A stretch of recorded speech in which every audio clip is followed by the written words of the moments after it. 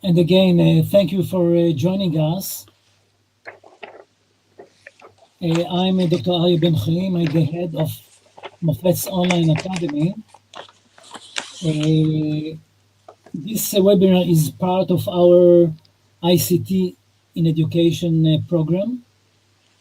In the ICT in Education program, we have many online courses, such as how to become an online teacher, teaching and learning in the education uh, fields, uh, evaluation and measurement of online courses, which this webinar is part of this course, and many other online courses. Uh, I hope that we will find this webinar interesting. I would like to present our lecturer, Dr. Nellie Deutsch. Nellie is a Canadian with a doctorate in education leadership, specializing in curriculum and instruction. She combines education technology, mindfulness, and learning by teaching as a way to engage learners.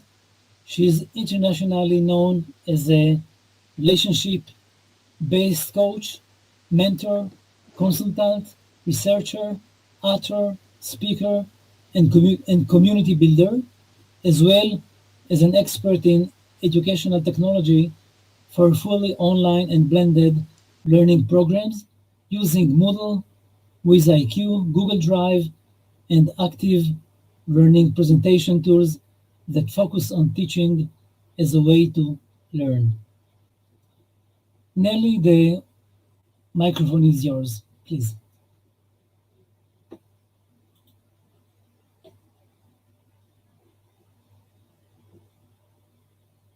Okay, thank you.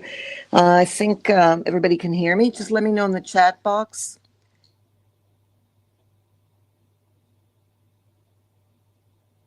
We speak one at a time. Okay, and you could probably see me now too. All right, so welcome everyone. It's really nice to be with so many friends here since I think most of you. So it's a pleasure. If you could just add what countries you're from. I know that we've got Iran, we've got Poland, we've got, yes, Turkey. Okay, great. Russia, Sweden, of course, Iba, Nadia from Israel, and Talila from the world. Okay, Talila from all around the world. And Colombia, great, Andrea. All right, so and Cyprus, of course, Faria is from Cyprus. So it's really nice to be among friends here. And let me just go to the PowerPoint. This is actually a discussion. That's not what I wanted. We'll see that later. That's what I wanted. All right. So, how many of you teach online? If you could just say Y or yes in the chat box. So let's see. I'm going to have to see, I'm getting my face in here so I can see. Okay, let's see. The question is who doesn't, right? So we've got 3 yeses. Okay, good. Okay, we should have, okay, not yet, but you've taught online, Faria, I know that. Okay, trying to, Zara. You've actually taught online because you helped me moderate. So I would say that you have. And Talila, of course, has also had experience. All right, how many of you also teach face to face? Face to face. You can. I think I would recommend you, Zara. And of course, Anna has taught online and she's currently teaching online. Okay, Marina, that's important. I wanted to know who only teaches online. Okay, so we've got Marina and Anna, who also teaches face to face. Okay, great. All right, so we've got, I presume, experienced teachers, and that's great.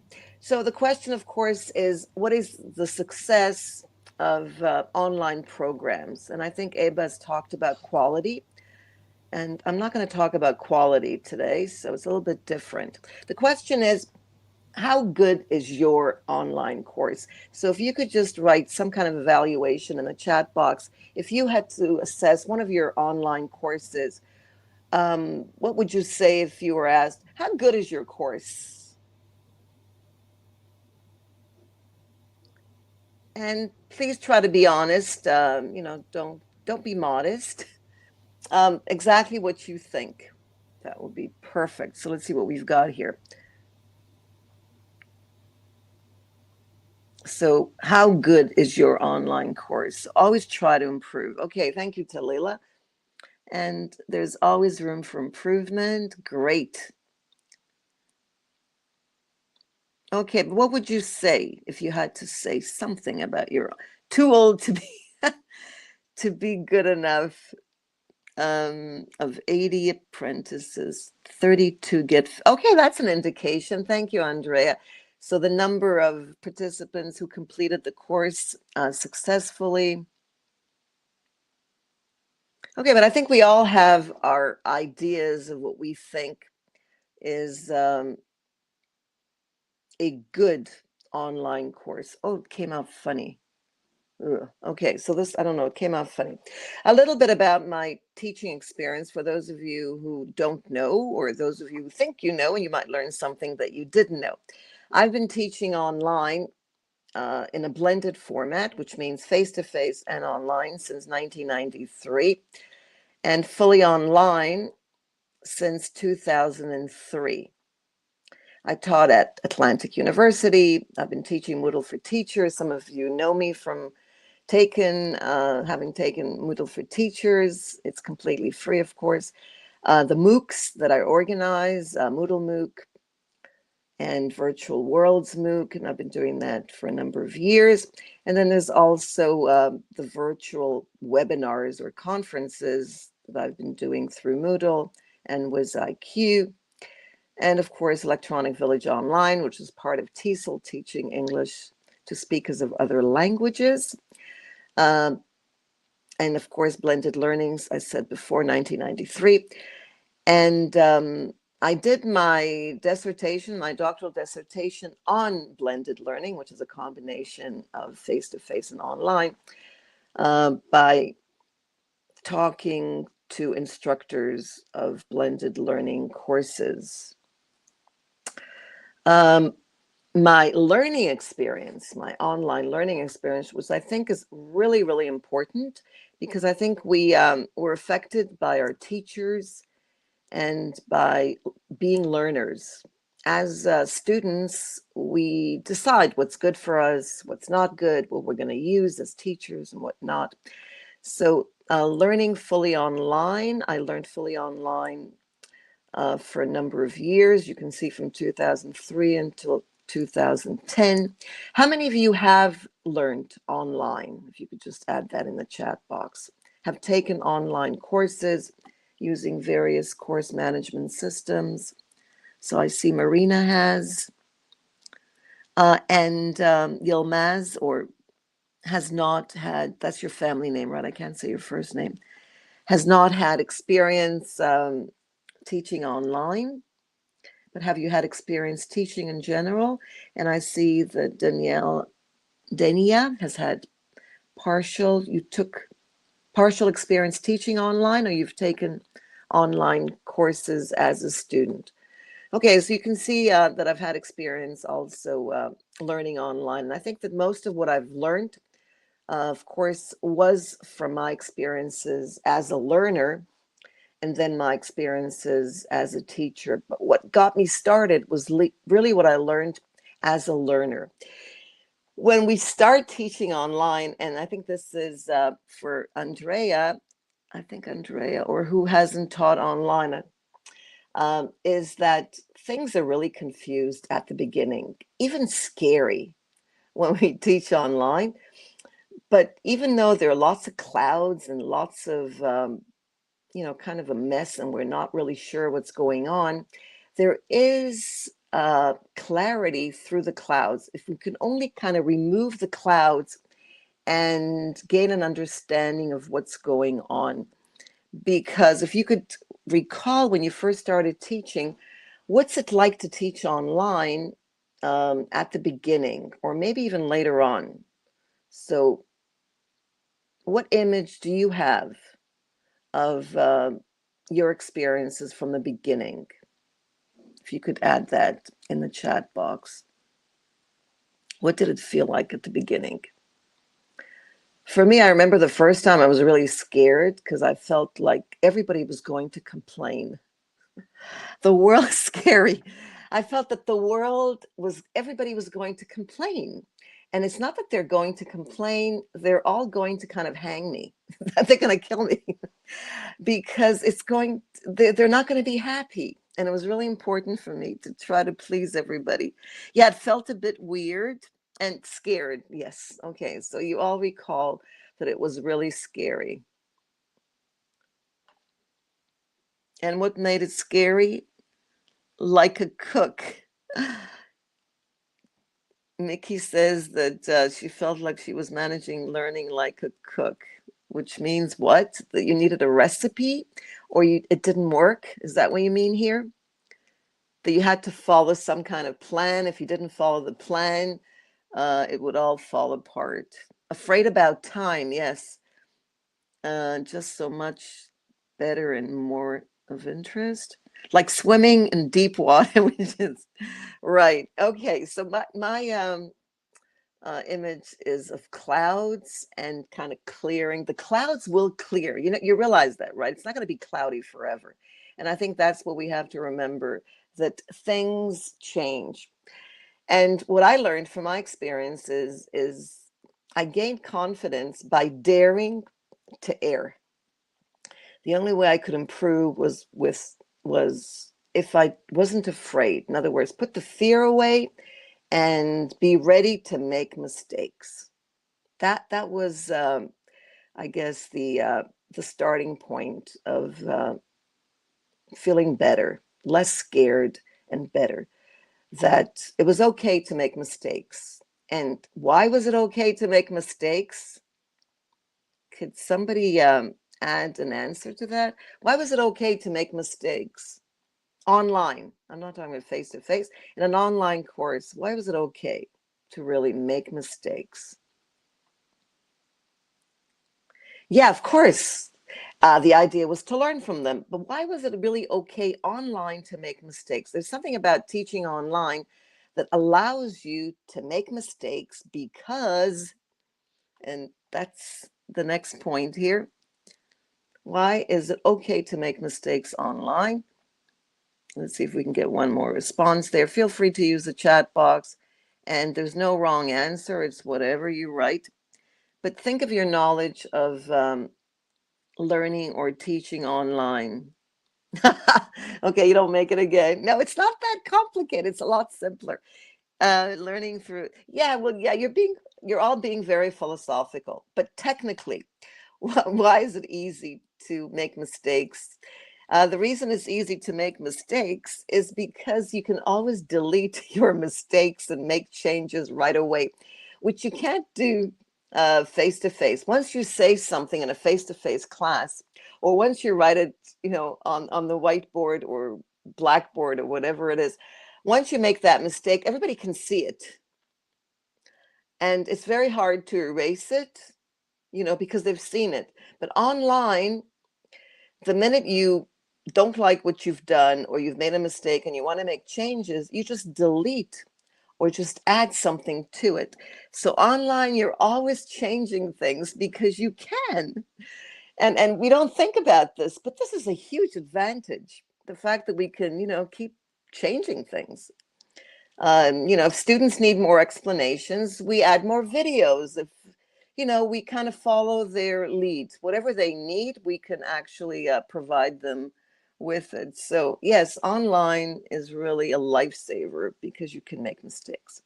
And students can make mistakes too, because they can always change things right on. And it doesn't stay there. So what's the criteria for blended and fully online courses? When I say online courses, I mean both. You could be teaching face-to-face and also online, or you can be teaching fully online. What's the criteria for evaluating a program or a course? If you could just add a few points, and then we'll see how it works. This is just a discussion, so feel free to think through it. As I said, you can make mistakes. Here in the chat box, it's not a great thing because you can't edit. But think of Facebook, you can now edit. Whatever you write, the fact that you can edit it and make changes makes it a lot safer. So here, it's actually going to stay there. But, we're adults, so it's okay. Satisfaction. Yes, the learner is really, really important. Definitely. Anna, I totally agree with you.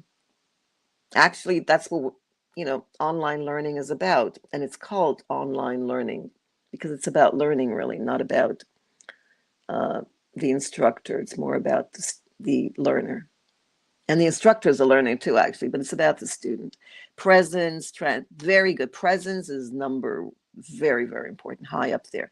Transparency, again, authenticity, ownership for the student. I presume you mean flexibility, both sides, the student and the teacher. And of course, the pleasure.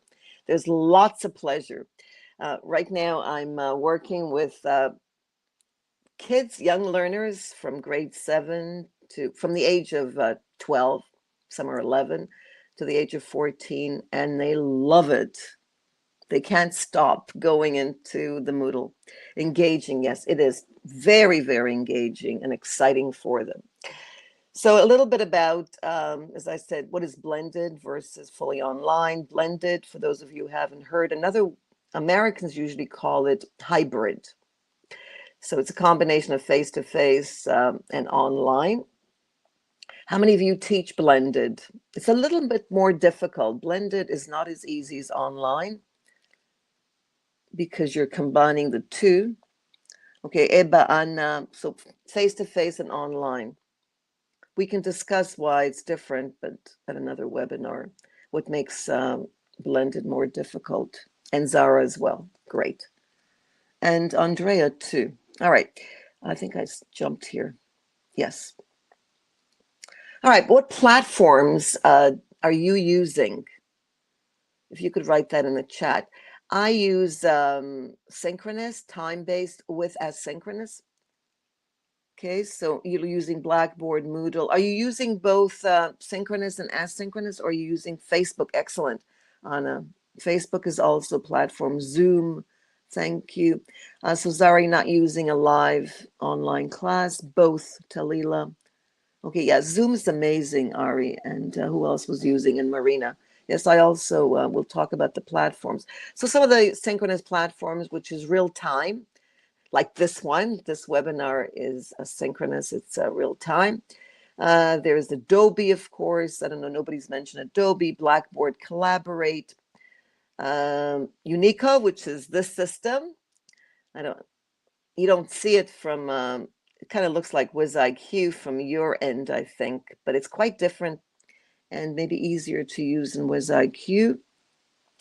Yes, I've used Twiducate, right, I think, face-to-face class and Collaborate.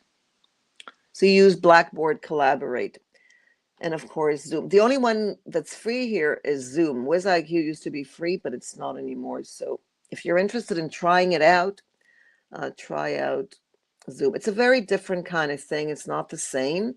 You don't have to have it. It's debatable whether you need it, or whether it's useful or not.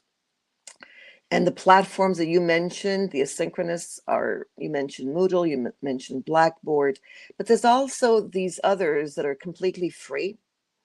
Schoology, has anyone used Schoology before? You can take a look at it. It's completely free. It's quite nice, actually. I'm a Moodle girl, so I can't leave Moodle, but Edmodo, you've used Edmodo before. And of course, there's Google Classroom, which is also now completely free and available to everyone. I've used all of these platforms, and I'm still happy with Moodle. I will not, well, for now, Moodle's tops. All right, in our evaluation plan, There are two things that are really, really important, and that's the instructional design. And that's how we will be evaluating our courses. So we need to look at the layout and navigation. Now, can you explain what layout is for you when you see the word layout? Can you briefly describe what you would mean by layout? And we'll see if it's the same as what I mean. Yeah, Anastasia uses Edmodo and you're happy with it. Great. Layout. So if you could describe perhaps maybe Anastasia and Zara, you can describe the layout of Edmodo. No, it's not the syllabus. The layout, no, it's the interface. Exactly, Anna. Yes, it's what what it looks like for the student. Because we're talking about an evaluation of not the platform, but whatever is there for the student. So what it looks like physically, if you can think of it as physically. And then, of course, the navigation is how you manage to get around. Now, this is really, really important. Those of you who have created websites would understand what we mean by layout. It's what it looks like. There's a box here, there's a box there. I think Edmodo's layout is kind of like, no, it's not the design of the lesson. It's before the content, actually. Google Classroom, exactly. It's the way it's set up. With Google Classroom, you've got the left, you've got the center, and then Edmodo is, that's right, it's like Facebook. So it's based on discussions. Schoology, I suggest you take a look at Schoology because its layout is really interesting. And it's kind of more complex than Google Classroom. Google Classroom is very, very simple. Navigation, exactly, Ebba. So the interface, the way it looks, it has to be appealing. It can't be too busy. And the navigation has to be easy. Of course, you can help your students by creating videos and then helping them navigate through the layout. But sometimes, we need to go as students to be able to actually see what they see. Because what may be obvious to us and may be simple because we're used to it, for them it may be very cloudy, and they need clarity. Okay, they need to be able to see beyond the clouds. Yes. Yes, appearance. Thank you. That's right, Dania. Appearance. That's right. Appearance is a good word for the layout, the way it looks, and what's there. It has to be pleasant. They have to feel comfortable. It's not walking around, but navigating through the content and activities. Of course, the content on Moodle is called resource and activities. What's it called on Blackboard? I've seen Blackboard a few times, but I've never used it. So Edmodo, the content. How do you add the content? And this is where we get to the lesson plan. You mentioned the lesson plan or the syllabus. This is where we get into the syllabus and the information. Well, it's more than the syllabus. It's the lessons that you have there. All the content is the resources. What kind of resources do you add to your courses, for example? I mentioned videos. Forums. No, a forum is actually, Zara, that's an activity. It's not content. Unless you add your content to the forum, that's possible. Exactly, and it could be links. It could be in the form of Word docs, Microsoft, PowerPoint. It could be Adobe. You could have PDF files, SCORMs. That's right. Yeah, and of course, YouTube or other videos. Could be Vimeo, or it could be, your own videos, MP4s. It could be audio, MP3. That's right, books. You could also have links to books. You can actually have the books there. There are many books that you can flip through that are available, and that could be something as well. Open educational resources. But in open educational resources, I'm not sure that you can add them. They may just be links. Eba, do you want to correct me if I'm wrong? Are they only links, or can you add, say, learning objects or something that actually moves in your, I don't know, Eba, if you use Moodle or what you use? So are the resources just links, or are they something that they can look at, like a video, for example, or a book where they have the text right in front of them? Okay, this is important. And when you're choosing a platform, I think it's important to, that's the layout also, to see what it looks like, the appearance, as Damia said. Links, exactly. So there's a difference with younger learners. Maybe with older learners, they need less of the color. Links are enough, but generally links don't always work. We want something more than just links, but it's something to check, get the feedback. And then, of course, the activities is what we do with the resources, and the different activities that you can add today besides quizzes, and they can actually be active and involved with the content, and that's the idea. But discussion forums are very popular. They do a lot of good, I think, because they get everybody involved. Eba mentioned it, and I think that it's really key. I think, Anna, you also kind of hinted at it. Of course, support. I think it doesn't matter what content you put, or, you can make your course really beautiful and very appealing and so on, but support is what really keeps the learners engaged and coming back for more. You have to be there. Eba mentioned presence. I just remembered. You have to be there, and they feel it.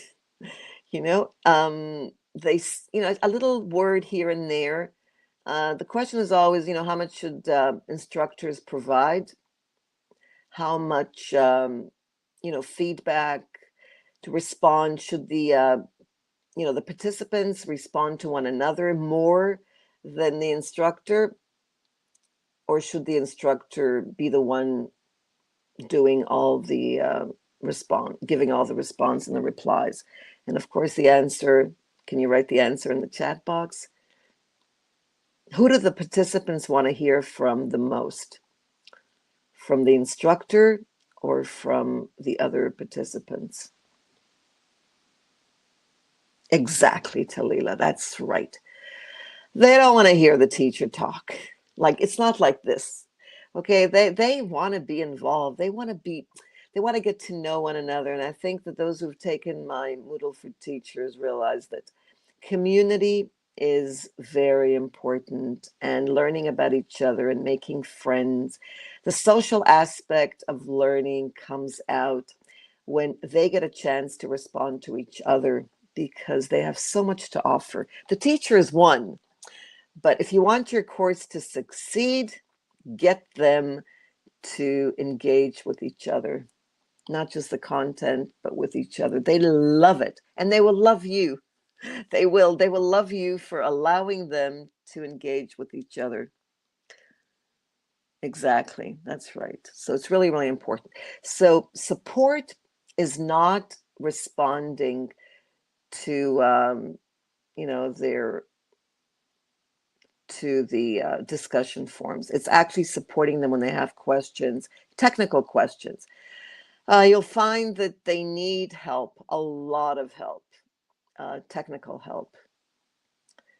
Not just learners, but instructors also need technical help. So if you're organizing courses for instructors, for teachers, facilitators, they need technical support too. So actually what you're providing them is with emotional safety, making them feel that everything's okay.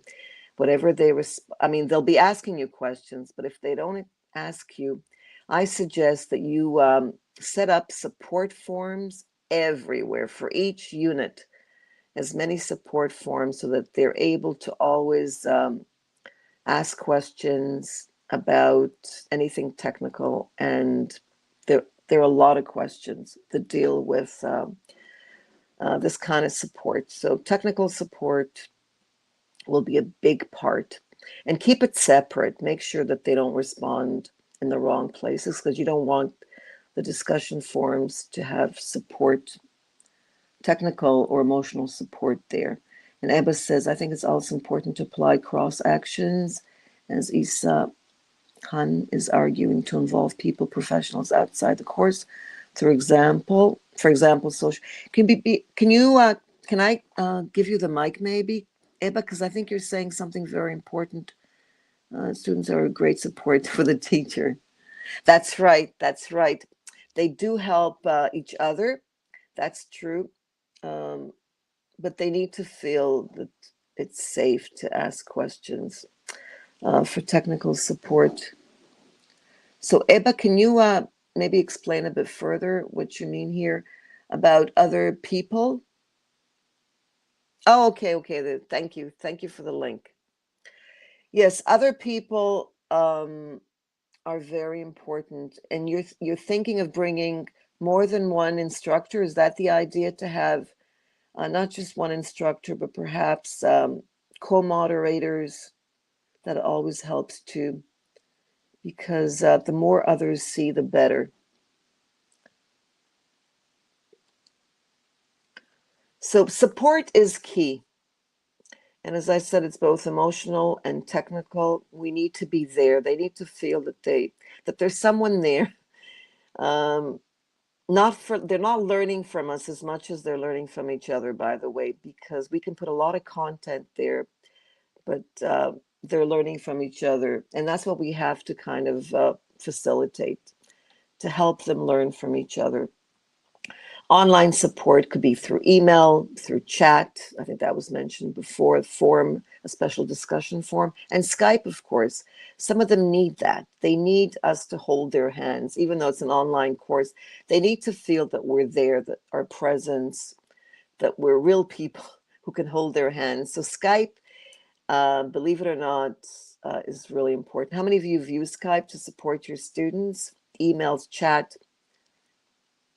If you could add that in the chat box, even phone, um, could be home landing phones or smartphones. Everybody, you've used Skype? Yes, also sometimes meet offline. Yes, well, that's blended. You're right. Offline is for blended, but if it's a fully online course, it's kind of hard to travel around the world. I'm just kidding. It would be nice if we could travel, but sometimes we can't. So we have no choice. WhatsApp. Yes, Sarah, that's right. WhatsApp. WhatsApp is also great because it has everything. Or Facebook today. Facebook also has um, a video. You can talk through videos, and just like Skype. And WhatsApp, of course, you can also have conversations through audio. I'm not sure about video. Does WhatsApp have a video right now? I mean, can you actually have a video chat? Oh, you have it in Blackboard. Oh, right, right. Moodle does too. I'm gonna go give a plug for Moodle. Moodle also has Skype on it, so you can. Skype is actually a plug-in on Moodle, um, so you could do that through there. Okay, so there are different ways, but we need to be there for them. We can't let them feel that they're on their own, learning with friends, but support from the instructor. So, evaluation plan. Who is going to create our evaluation plan? Will it be the course designers or the instructors? In your opinion, who's best suited to give or provide the template for an evaluation plan? Is it both? Is it one? Maybe it's others, both. Would you add anyone else or any other group to this? External, maybe? Yes. Like quality, what's it called? Quality control? It's an American. I don't know if they have this in Europe, Eba, but there's in the United States, there's an organization where you can take courses on quality control. They're called I think they call it Quality Matters, actually. Quality Matters, sorry. They're called Quality Matters. It's an organization that provides training. It's not cheap. Manager of an LMS could be. Learners, exactly. That's right. The learners can also, you can work together with your learners if you've got an open system. It depends on your institution. If you're in an institution that allows this, you could also add other stakeholders. If it's a school, like a K-12 school, you can add parents, in fact, or other stakeholders, the district. In Europe, okay, you have ENQA. And what is that? What does it include? Eba, if you could add that, so I don't have to go and check it out.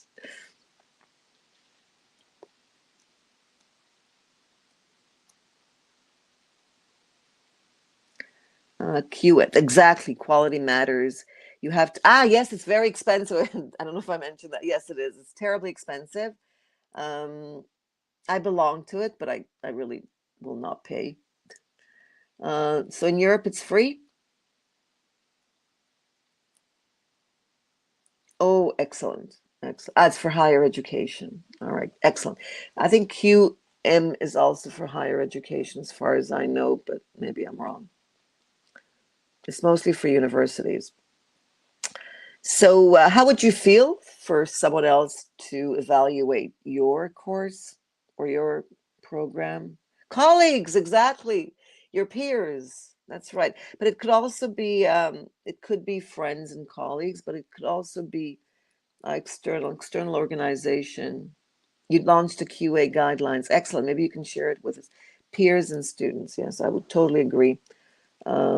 Talila. I would involve everybody, but then I'm pretty free in any organization where I work, so I do pretty much what I want. Ongoing process. And that's what's nice about online learning. I mentioned that we can make changes, and we can. That's what's nice about online learning and learning courses, that you can change things as you go. It's ongoing. As far as I'm concerned, there's no such thing as planning, coming up with something, and then sticking to it. Because if you're going to stick to it, you're going to make a lot of mistakes, and maybe you'll get a lot of people angry. So it's ongoing, and keep that in mind. It's cyclic. You'll be going through it and making changes as you go. It's actually learning in action. That's how we learn. And that's where experience comes in. And actually, you know what? Every class is different. Every course is different. I mean, you might have the same content and layout and everything exactly the same, but the students are different. The minute the learners are different, the dynamics of the course is completely different. And I think that's what's exciting about teaching, that it's never the same. So individual students change, and the courses are always unique. They're always different. Has anybody had the same course over and over again where the students were exactly the same types? Anybody? Maybe it's possible. I don't know. But I know that I've been teaching for over 40 years, and I've never had the same class ever. No, each time it's different, right? That's what's exciting. It's always different. You can never get bored. It's never the same. And online specifically, it's never the same. Yes, it's a challenge. I call it something more than a challenge. It's actually great. That's the joy of learning that Eba mentioned. It's so much fun because it's always different. The design is always, you were going to say something, Andrea? I mean, the platform may look the same, the course may look similar, but it's never the same. And we always make changes. So even though it's a work in progress, we can develop a skeleton plan and then implement it, make changes perfect it, and start all over again. It's an ongoing process of making changes again and again and again. And if you ask me, can you use my course? You can take my course, I'll give it to you as is. But I don't think you'll be able to use it unless you make changes. It's almost like it's customized. Each teacher customizes the course for each course, and it's always different. It's always slightly different. Now, when do we evaluate? Well, I personally evaluate, with a plan before I start. I have some kind of evaluation of what I think is going to happen and how I'd like it to happen. And then during, I'm also evaluating. I never stop evaluating. And then, of course, after, I evaluate it again. So anybody else have the same similar experience where you go through it before, during, and after? Ongoing. Yes. All right. So I'm speaking to the choir here. If you disagree, I mean, if you've experienced not disagreeing, but if you've experienced something else, feel free to add that in the chat. All right. I mentioned this before, this ongoing process, but again, let me just go over it again. Just as a summary, we've talked about instructional design with the navigation and the layout. Now we're going to go into student feedback. Student feedback is really, really important, as we've mentioned, because they're the mirror. I mean, we can't possibly think that that we're doing a great job unless we ask them and get a sense of how they feel. Now, this is really tricky. If you could add in the chat box, how have you done? How have you received authentic? Not what they do at the universities where they rate, the instructors, or they rate the course. Sometimes it's so generic, you don't really get information. So how have you received authentic student feedback where you felt that you can learn from this? If you could add that reflection in action, that sounds great. Getting reflection. We could do it face to face, of course, and probe them. But if we're only online, how would you do it? It can also be a value to value. To value even a while after. Yes, exactly. My students progress in good feedback. But you know what they say about good feedback? Not that I'm sure you're doing a great job, Zara, but I don't learn from good feedback. I only learn from criticism. It could be, I mean, it might come out, very, very bad, but that's, Talila mentioned challenge. That's a challenge. It's, whatever they say, there's always something there. So if they don't like it, I like to what didn't you like exactly? What bothered you? Be specific. Get them to be as specific as possible. Helena's here. Hi, Helena. We've got another teacher from Poland. And Helena's also an online teacher, but she was also face-to-face and blended. So good to see you. I mean, good to see your name here. I don't see your face right now. Good to see you, Helena. So we're talking about student feedback and different ways of getting student feedback. In a face-to-face class, we can get faces. They can make faces, but even faces, we don't know what they mean if they smile or you don't know what they mean by smiling. It's not like the like on Facebook. How do you know what they're feeling? Maybe they didn't bother doing anything. They just added a smiley or a like, or what does it mean?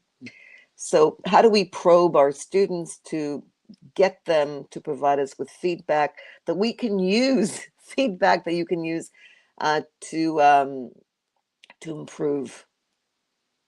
And of course, use whatever worked. Try to use it again. It might not work the next time, so be careful. I mean, just because it works in one class doesn't mean it's going to work in another one. What I found, questionnaire, not too long, okay, but we need the information, right? So if we make it too general, we're not going to get the specifics that we want. Give them the option to present. Yes, Talila, excellent. That's right. The minute they produce something, of course, they're going to be happy because that's what makes them happy. The more they produce, the more they create, the happier they are. By the way, I mean, don't be afraid to give your students projects. They love it. And of course, if they can do it in teams, that's even better. Get them to work in teams, and you'll get lots of really great feedback. Not only do you have to keep exactly about say students' feedback, just before you showed that I used to ask for true suggestion that would make the course more. Yes. Okay, that's okay. Actually, online, you're never retired, Dania. So let me know if you're interested in. Nobody retires when it comes to online. We can teach forever. Uh, so yes, attractive. Yeah, we want to make the courses appealing to our students. What I found the most useful is to conduct an action research and do it over and over and over again. It really helps us as instructors to really think about what we're doing, how we're doing it, and to, as you said, Dania, to reevaluate and try things, to implement them, re-implement them. Keep trying, keep changing things.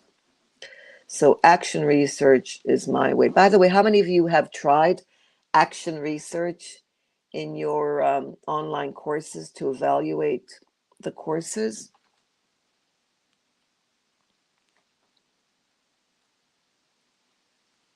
I'm not sure. Yes, Helena, I know you've tried it. Yes, Helena.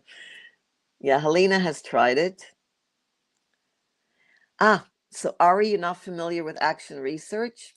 Action research is a way to evaluate and learn about the course and the students and how they feel. Not yet. All right, so you're in the right place. Action research. So, okay, we'll get to that. Excellent. Improve your practice. Exactly, Andrea. That's action research for teachers is an amazing tool. Very easy, very effective, and great for conferences, by the way. They love them at conferences. If you're interested in getting your proposal accepted, action research is one way of getting it there. All right, so what do we need to do? Well, first of all, back to the clouds and the image I had at the beginning. Yes, that's an idea. Project, that's a kind of project that you can have. Is to not be afraid. You know, many of us are afraid, still afraid, even with all our experiences. We're afraid that, you know, we might see something that we don't like. Somebody may say something that we don't like. So, what I suggest is to be open to view everything, to go through the cracks, not to be afraid, to make changes, be open to evaluate. It's not easy because it's, you know, it's your course. You're not evaluating somebody else. You're evaluating your work, the hard work that you put into it. And sometimes it's hard for us to distance ourselves and to actually take a look at what we did. What did we do? Let's, you know, with an open mind, as if for the first time, as they say, you know, to take a look at it as if you're someone else and you're looking at it for the first time. Let's take a look at the course in order to make changes. So peer through the cracks and then pick and choose what you think is valuable, what is not valuable, what worked in this course, what didn't work, and try to clear out all the unwanted things and keep the good. But in order to do this, you really, really have to take a look at what's there. And I think this image kind of captures it. It's back to the clouds. Now, if this were a course, what would you do?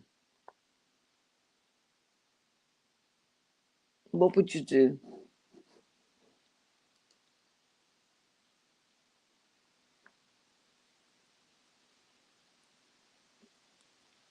Clear the cloud. You can't clear the cloud. You realize that, right? You can't. The clouds will go when they go. We have no control over the clouds, but we can control something else, Zara. Hopefully the clouds will go away. If we, if we wait long enough, it'll clear up. But we can do something else.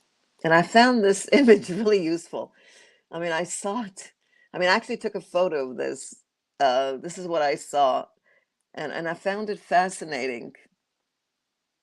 Can someone describe what, besides the clouds, what you see there? By the way, this is one tree. It's one tree. Okay, Marina suggests cut the trees. I love that. Cut the trees without the leaves. Anyone else? Isn't this amazing? I have no idea how this happened, but if you notice, okay, I'm waiting for your comments.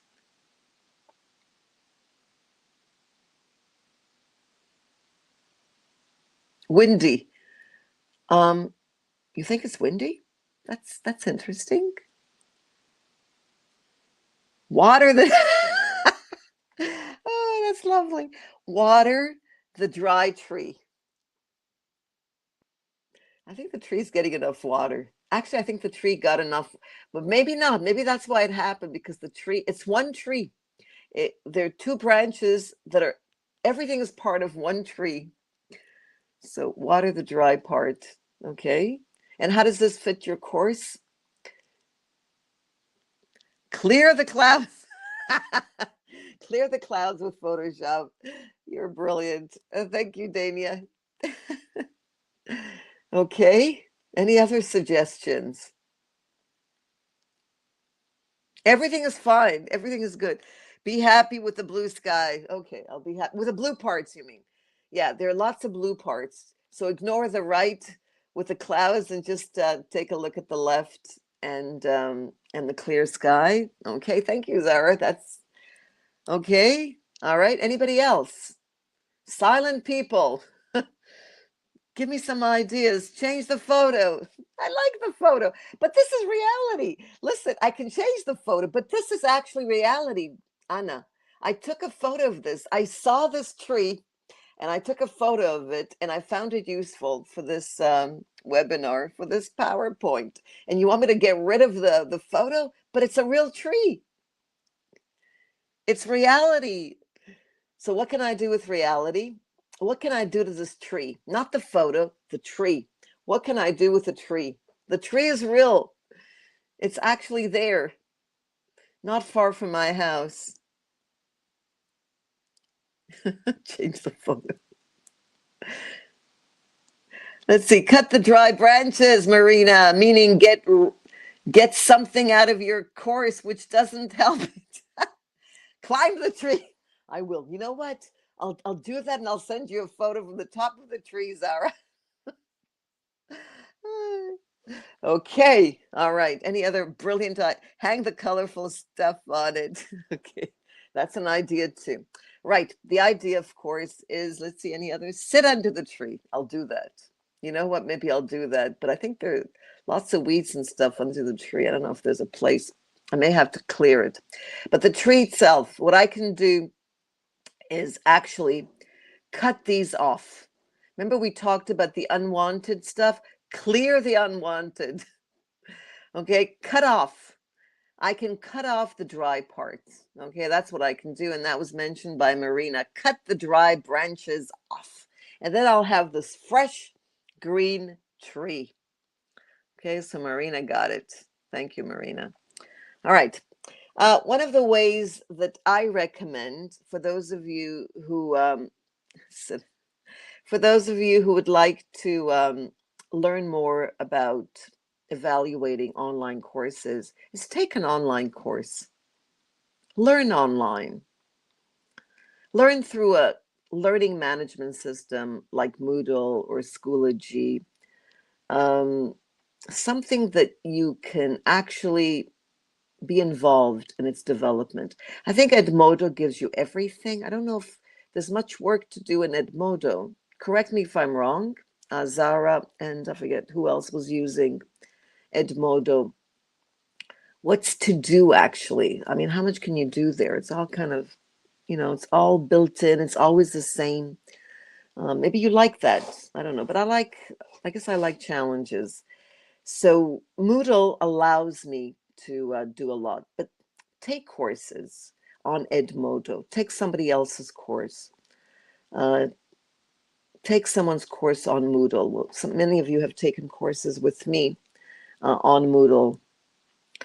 Um, go to webinars such as this one to see, and then see what you like, what you don't like.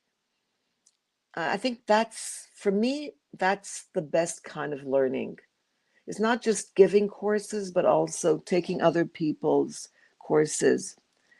Or you attended a course by Mofet. That's the idea. The idea is to take another course and learn from somebody else's, layout and the navigation, and then maybe together um, come up with. Yeah, it was a Moodle. Come up with, and that's what I'd like to do right now, since Dania mentioned it. I'd like to invite you. I don't know if I can click on this, even though maybe, I don't know. Am I able to click? I don't know. Can you click on it and go there? Will it take you there? It looks like it can. See if you can click on it. It's called Evaluation and Measurement of Online Courses. It's a course on Moodle, 14 weeks. And you'll be learning how to evaluate your courses, the courses that you give, are giving right now, or the courses that you'll give in the future. You can also practice. I'll be able to give you an area to practice, to create your own online course, and see how it works. And this is through Mofet. Oh, thank you for sharing that. I was wondering if this link worked um, over here. If it goes, yeah, it does work. So can you click on? I put the link to So the yeah, but the course link works in the chat from area. the PowerPoint too, I think. Actually, it's a PDF. I created a PDF, not a PowerPoint. So you did, right, Ari? So yeah, so it works. Okay, I hyperlinked it and it does work. So this is a huge advantage for you, Nico, by the way. I like this. So it's good. So I invite you to join. There's also a video. You can click on this link as well. And I've added a video where you can actually see me in action. This is before I dyed, before I stopped dyeing my hair. So let's see how this works. Oh, I see it doesn't. Oh, there it is. Okay, so here goes. This is Nellie somewhere else. Can you hear me?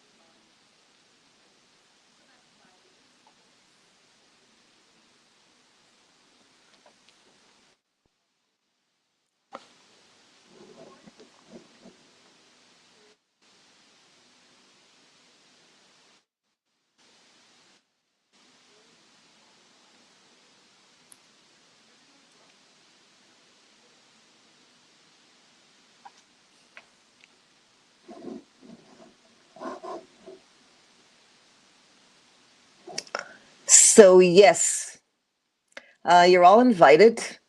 Um, it's going to be fun, and I'd like to see you there. So let's learn to gain clarity, because that's what the course is about. It's about gaining clarity, and that's the blue sky that you'll be able to see. Are there any questions? I'm going to give the mics because I can, and I want to see how it works here. So let me see if I can do that by giving Nelly, you. I opened already the mic. Ah, you opened it? Fantastic. All right, so they can just grab, everybody can grab the mic. Is that right? Oh, Zara couldn't play the video. So maybe we can get the video to you. Arya, do you have the link to the video for Zara because she couldn't? All right, so are there any questions, comments, anything you'd like to ask? I never stop learning. You hear me? Yes. Who's that? Ari. Oh, okay, great. Yes, I'm listening. Is there any tool like Zoom within the Moodle? Yes. Zoom is in the Moodle, in one of my Moodles. Anyways, you can add just about everything. You could add Adobe Connect, Blackbook Collaborate. I think Zoom you can add. I have Zoom on mine. You can add WizIQ. You could probably add most of them these days. But Zoom definitely, yes. Does it come? It's not free though. Sorry, it's not free. Yes, I tried the Zoom independently without using the Moodle, but when I wanted to have long meetings, I couldn't. I had to pay like more than an hour. I don't remember. No, it's free for 45 minutes, and then you have to pay. But if you want to use it for Moodle, I think it costs something like $14 or something. It's not a month. But I have my university. I need to purchase it. No. So, you mean you have a university Moodle? Yeah. So you have to ask them if they could add any system. I think you can also add Unico, right, Arya? I mean, you have Unico on Mofet. My university doesn't have it. They didn't want to pay the money for Unico. Okay, but I think Zoom is cheaper. But I'm not sure. I'm not sure. I don't know. It gets expensive for universities. Let's put it this way. Yeah. Unico is also quite cheap. Okay. Grab the mic, Helena. I'd love to hear you and see you, if it's possible. Is it possible to get people's videos up there? Helena?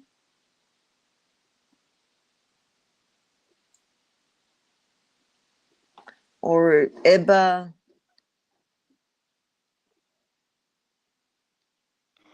May I say something? Yes, of course, Talila, right? If I recognize your voice. Dania. Oh, it's Dania. Okay. No, not Dania, Dania. Now Dania. Okay, sorry about that.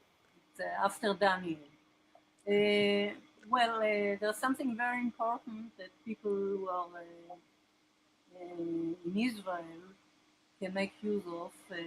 משרד החינוך actually invites educators many times for one day conference, and they show fabulous experiments that they have using the technology online.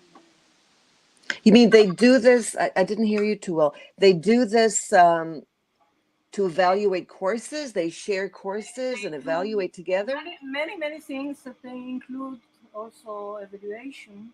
And recently they had something in collaboration with Mofet for using simulation in teaching and teaching online and so on and so forth. They can use it wherever. And what system do they use? Sorry. I'm not sure. Okay. You can also teach, you're talking about training teachers how to teach online. Is that what you mean? Well, quite a few things they are showing you, not only that, but that as well. And also at Mofet, they had, I forgot the name of it, something with professional, very advanced one-day meetings at Mofet that let people. You mean they have workshops for teachers? It's something like that, but it's free. It's free, but it's not very often. Ah, okay. So you'd like it to be more often. A few times a year, and but there are quite a few things that you can get. Of course, if you want to pay, you can get more. But Also free things. if you can't afford it, you take the free things. Right. But I think that's what's wonderful about teachers. They love to learn. They're professional learners. yeah. And as I said, I never stop learning. People don't tell me, you are studying again? You take the course again? And I said, well, enjoy it. That's right. I think that's what makes teachers amazing, that they're ready to learn. Just give us the chance and we'll be there. Any other comments? Talila is inviting us to a webinar this Thursday. Do you have the link?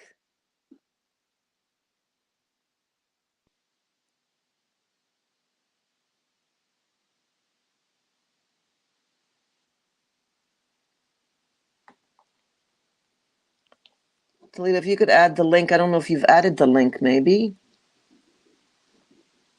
Cheryl. Oh, hi, Cheryl. Cheryl, grab the mic if you have a question. Cheryl, good to see you.